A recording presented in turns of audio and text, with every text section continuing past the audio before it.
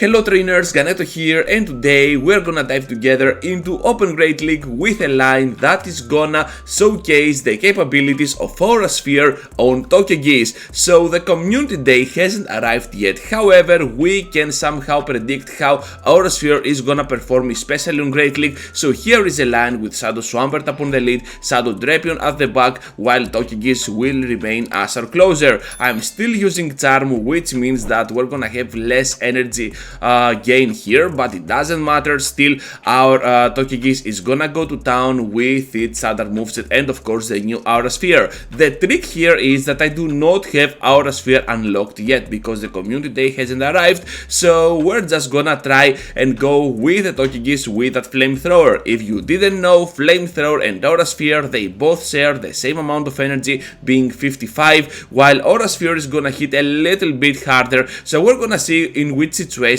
you're gonna need Aura Sphere over flamethrower, and to be honest, you are not gonna be disappointed with this video. So now they go in with their Medicham, so Charm is gonna do a lot of work here, while we're kinda defensive, so we can still tank one Ice Punch, as you're gonna see in a while. So Togekiss is definitely a very nice Pokemon and a very underrated one for the meta as well. So they return now with the Lantern, and as you can see, for the first battle we did not even need a charge attack, so whatever moveset we had with Aura Sphere or not, well, we would be just fine. So in the next one now, and we're having the Medicham up on the lead, not the best lead for our Shadow Swampert, because those counters now with the shields are just gonna dominate against my Pokemon, being Shadow, super classy of course. Now we're gonna reach to the Earthquake for the possibility to nuke down the whole Medicham, however they know better and they are gonna shield. At this point we're gonna go down to the following Ice Punch, but it doesn't matter, Togekiss can still go in, and because they are shieldless,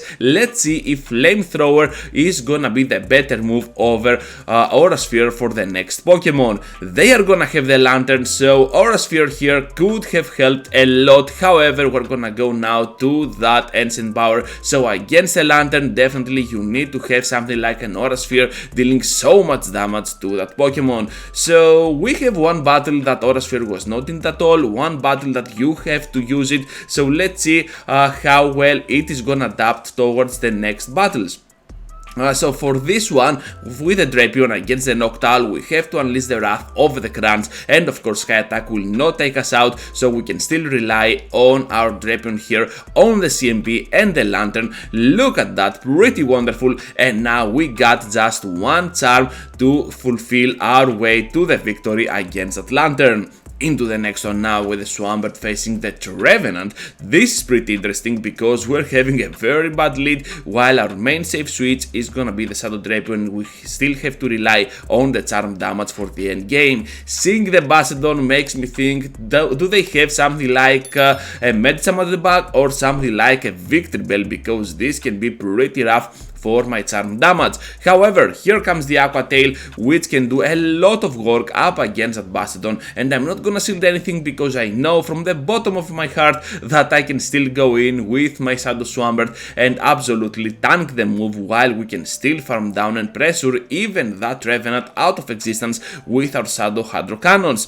Here comes now the Hydro Cannon number 1. Are they gonna take it? Yes they are, and we still have one more ready to go before the unleash, which is pretty neat. At this point I will try to go for an extra one, but as it seems they want to throw, so let's throw it. I'm just gonna rely with the 2 shields and my Togekiss for the end game. So it's all up to their final Pokemon, which shall it be? It is gonna be the Drapion, so it is gonna be just a bait game here if they can bait for that Crunch or the Sludge Bomb. So it is gonna be the Crunch, bad call here for my team. So all of a sudden we had a win con, however you can see that Ancient Power is gonna be kinda earlier to kinda easier actually to get there. So yeah, Aura Sphere here would not help that much at all. So here comes another point to the not Aura Sphere Togekiss for the Great League. So now they have a lantern in the next one, and we're just gonna go ahead and pressure a lot with our Shadow Swampert while they have to throw those serves. They're trying to catch a move, I believe, on that dark type Pokemon, but we know better, and look at the pressuring damage from those charms while we can still survive one foul play. The second one is gonna take us out, so not gonna see how this is gonna work either. And now Drapion can go in, able to completely farm down, and I'm telling you, Shadow Drapion with Shadow Swampert are providing a lot of pressure on the meta, so you have those Pokemon, just go for it. I'm gonna do more videos about those two in the following days. So here comes now another move from the Lantern, the Surf. I'm just gonna block it because they're getting super close to the Thunderbolt as always, and I do not like that at all because it might connect for big damage. So right now I might want to consider giving up my second shield, since Surf is gonna provide a lot of pressure on my side, and I have still one crunch ready to go, while we're gonna take that second shield and try to snipe them down with that Hydro Cannon. However, they make an amazing catch on the Trevenant, but Shadow Swampert doesn't care at all. Another resisted move, this time will knock out the Trevenant. Are you kidding me? Shadow Swampert, the poke here, and now we can go in with the Drapion, finish off the remaining HP of the Lantern, and that is gonna be an amazing victory for our team. Into the next one now from a trainer from UK, okay, and we're having now that Dragonair up on the lead. Horrible lead scenario, we have to get out of there, and of course Crunch is gonna be our main way to go. They managed to catch on that Medicham, which is bad news because I have a very nice counter to that Pokemon, being the Togekiss with a charm. However, we can still survive those moves, and for some reason I get to the Aqua Tail. Well, that was not pretty wise, but we can still reach to another one for the pressuring damage on that Pokemon, and down they go. Now we have the Togekiss over the Dragon type. Are you kidding me? We can still survive those moves, whatever they throw. We're still kinda defensive, so let's farm it down, and at the back they have a Lantern. So here is another one that we're gonna need Aura Sphere. Like before, like the previous Lantern, well, Aura Sphere here could connect for big damage on that Lantern.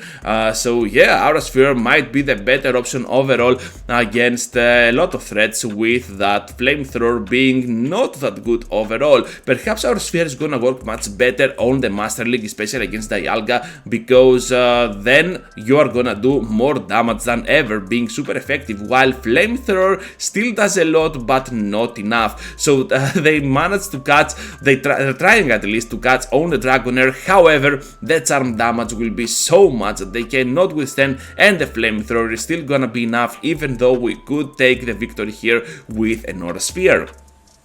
So Altaria in the next one, we have to play around it because Altaria is super bad for my team. We only have Togekiss as a clear answer to that Pokemon, while they got here the Stunfisk. What I want to do though is to try and pressure a lot with my moves, and perhaps we can get out of here with a shield advantage.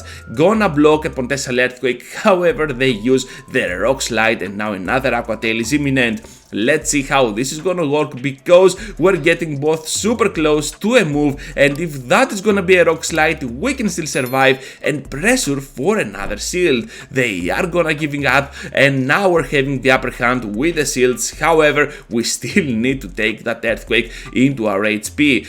Look at that, we're severely hurt, and now gonna immediately switch out to my Togekiss, because I know that they're gonna come in with that Altaria, getting minimal damage from my Hydro Cannons. At the back they have the Azumarill, and to be honest, not even the Aura Sphere here could help a lot, because the only move that we could throw is gonna be the Ancient Power. No boost on our side, we are down on shields, and now it's all up to the Swampert. Can we finish off this Azumarill at least with the Earthquake? No, we cannot. 1 HP and the Dream for the Azu, and we're gonna go down. Swampert on the mirror, they switch out to the Noctowl, and now we can reach to those Hydro Cannons for big damage. Look at that, already on the 50%. Perhaps we need to sacrifice a shield here before switching out.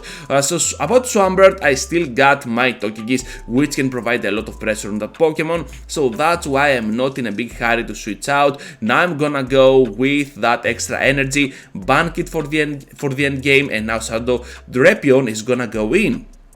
Crunch here is definitely gonna seal the deal against that Pokemon, while I'm expecting the Swampert to return into the battle, unless they have something else at the back. No, it is gonna be just a Swampert. So here comes now the Aqua Tail, able to provide some pressure on that Pokemon. They managed to block, which is pretty neat for me, I don't care at all. Now Togekiss can go in, we can definitely tank one of those Hydro Cannons, not gonna be a Sludge Wave at all, and now my Swampert is gonna have the upper hand here on this battle.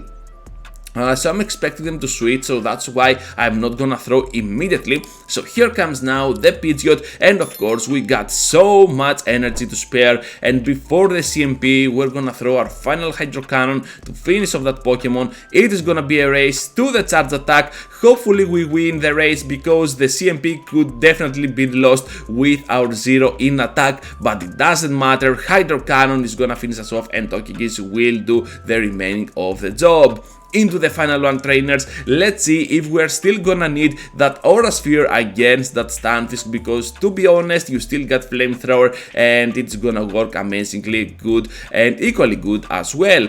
So Medicham now against our Pokemon. Of course we can finish it off with this Togekiss being a severe threat and a counter to those Medichams. So now we have the Flamethrower, which is gonna be taken by the Stunfisk. Perhaps here the Aura Sphere could deal even more damage and we could finish it off with this. So you can see that Aura Sphere is definitely gonna be an upgrade to that Flamethrower. However, a slight one, not a game-changing move like the Hydro Cannon for the Swampert or the Icicle Spears for that Wolverine combination with the Powder Snows. So here comes now another Hydro Cannon for that Noctowl, and of course they have to block. As I have already said, perhaps Togekiss is gonna see more light on the face of Master League with that Aura Sphere, but of course Fairy Wind could have been a better choice overall for the fast attack to make it an even bigger threat on every single league out there. So we got to block as well, and now gonna try to reach to my Crunch. However, they decide to try and catch on that Stunfisk. We know better, and we can still outspeed now with the Overfarm on that Noctowl matchup, and gonna grab this amazing victory. So what did you think, trainers, about this video? I know I did not have Aura Sphere, but still it is kind of an equally energy move to Flamethrower, and you can see that it is still gonna perform slightly the same. However, on certain matchups, especially that Lantern, Aura Sphere is gonna help much more the Togekiss for the end game of your battles, especially when shields are down. So that is gonna be my take on the Aura Sphere. I hope you enjoyed. Sorry if you were expecting to see an Aura Sphere in action. Well, we didn't, but anyways, that is gonna be all for now, and I hope to see you all into the next one. Thank you for watching, trainers. Just be sure to leave a huge like before you go, subscribe to the channel if you already haven't, and if you want to support even more, well, joining as a member can always help with that matter. Thank you once again, and I hope to see you all into the next one. Take care, trainers.